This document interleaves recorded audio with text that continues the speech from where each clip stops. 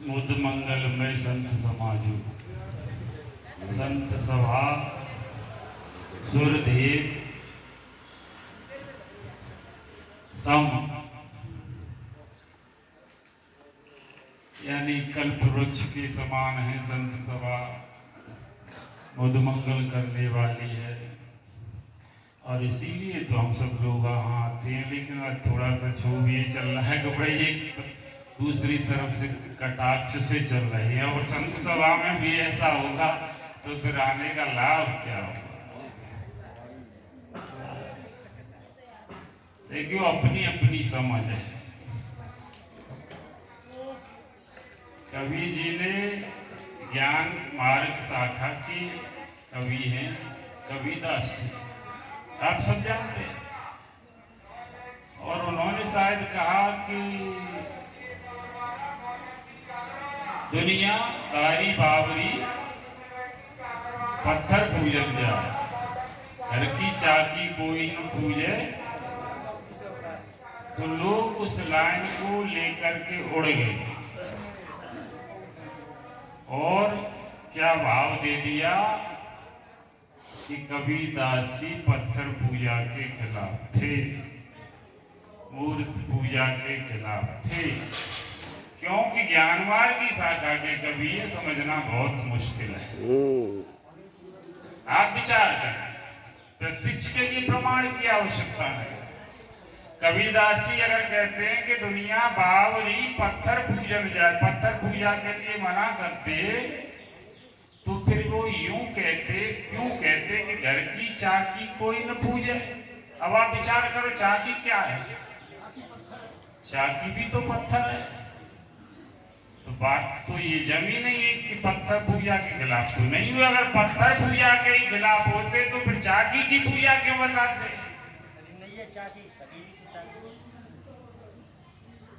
कहने का भाव, कबीर जी ये संदेश देना चाहते हैं कि हम बाहर रेवड़ी बांटें, बाहर बड़े बड़े उपकार करें, सत्संग में आकर के सिया राम में सबको मान करके प्रणाम करें, और घर पर माता पिता को लात घूसों से मारें। सही बात।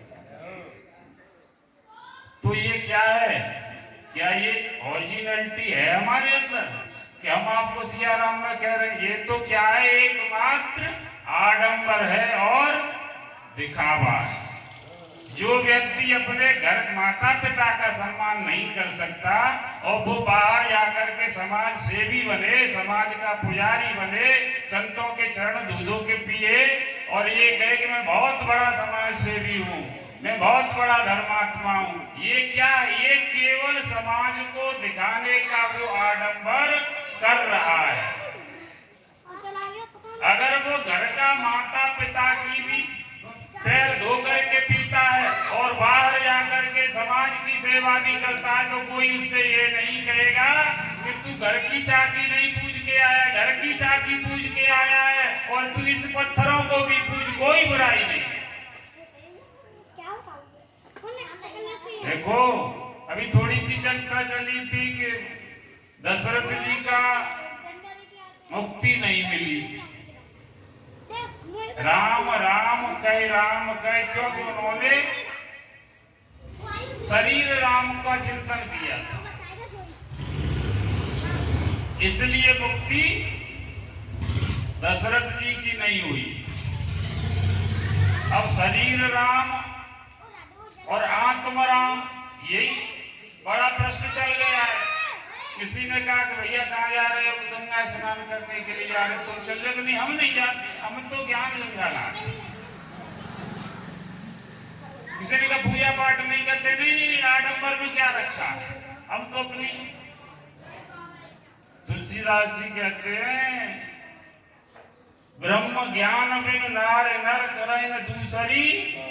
ये सब ब्रह्म ज्ञानी हो गई, इन्हें न शरीर राम की आवश्यकता है, न गंगा की आवश्यकता है, न गोमुख में जाने की आवश्यकता है, न पूजा पाठ करने की आवश्यकता, क्योंकि ब्रह्म ज्ञानियों के लिए यही वो सब।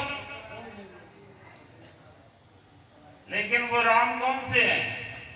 व्यापक ब्रह्म निर निरंजन जो व्यापक है घट घट में व्यापक, और जो और कौन ब्रह्म निरंजन निर्गुण विगत विनोद।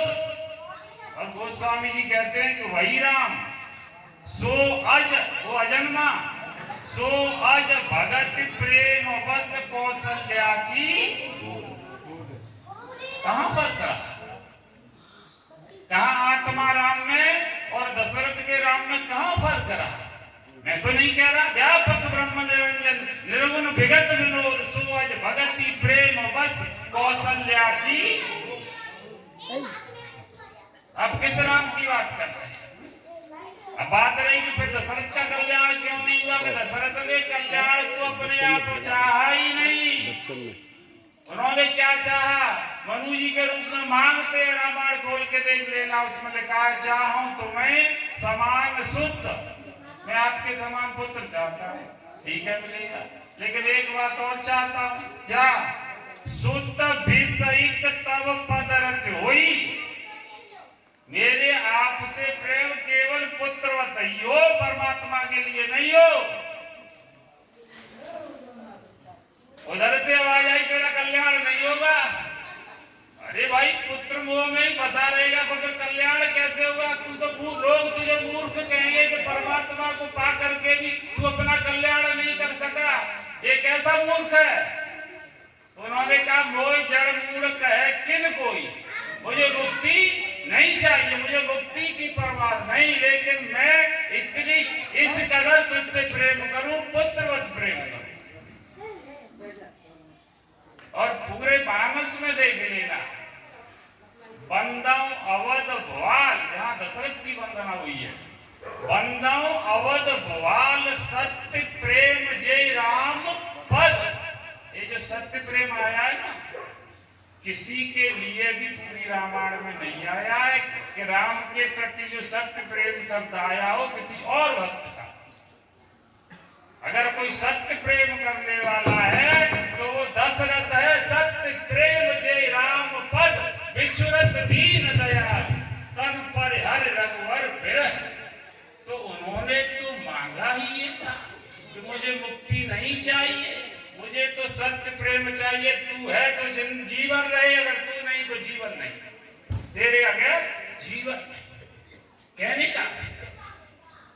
देखिए, बच्चा जब पहली क्लास नर्सरी में बिठाया जाता है ना, तो उसे कहा जाता है क बोल या ए, वो कहता ए, फिर कहता बी तो बी, सी तो सी। ये क्या कराया जाता है? मास्टर उसे क्या कराता है? नकल कराता है, नकल कराता है, और तब वो जाकर के असल तक पहुंचता है। अगर नकल न कराई जाती तो वो कभी असल तक नहीं पहुंच पाता। हम कहे पति परमेश्वर आत्मराम तक पहुंच जाए, पति परमेश्वर उसके बंदे कृष्णम जगत गुरु, कृष्ण को जगत गुरु तो कहें, लेकिन किसी ने संतों के प्रति गुरु भाव न रखे। शरीर के संत के प्रति अगर हमारी आस्था नहीं है, हमारे गुरु के प्रति आस्था नहीं है, शरीर के गुरु के प्रति तो आस्था नहीं है, और हम कहते हैं कि वंदे कृष्णम जगत गुरु, हम कृष्ण को अपना जगत। पूरी समय हो गया, पूरी बात नहीं कहने दोगे ना, वो ठीक है।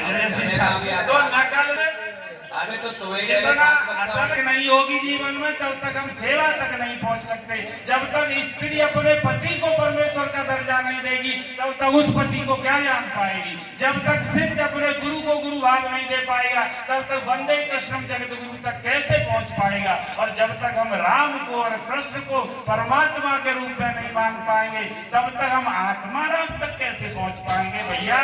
तो जितना नकल का इसीलिए वो स्वामी राज जी कहते हैं कि सिया राम में, ये समस्त संसार राम में है, और वो भी वो तब तक सुनने पर बुद्धिमान वाणी और मत हमारे सुनो सयानी। ये गोस्वामी लिख रहे हैं, वो अतर्क है, तर्क का विषय नहीं, मन और बुद्धि और वाणी से पड़ी है। ये भी मानस में लिख रहे हैं। राम ब्रह्म चिन्मय अविनाशी और सर्व रहित सब और पुर।